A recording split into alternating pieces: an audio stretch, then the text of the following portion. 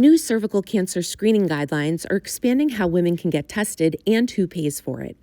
The Health Resources and Services Administration has announced updates that add a new option.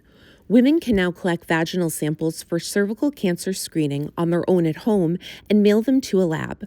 For average-risk women, ages 30 to 65, high-risk HPV testing every 5 years is now the preferred screening method. Samples can be collected by a clinician or by the patient, and Pap testing remains an option. For women ages 21 to 29, the guidelines continue to recommend cervical cytology or Pap testing every 3 years. The update also includes new insurance protections. Most plans will be required to cover any additional testing needed to complete the screening process for malignancies, with coverage beginning January 1, 2027. HRSA Administrator Tom Engels says expanding screening options and removing cost barriers will help more women take an active role in protecting their health.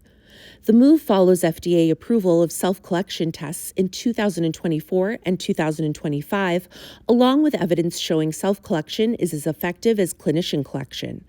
It also aligns with new cervical cancer screening guidelines from the American Cancer Society.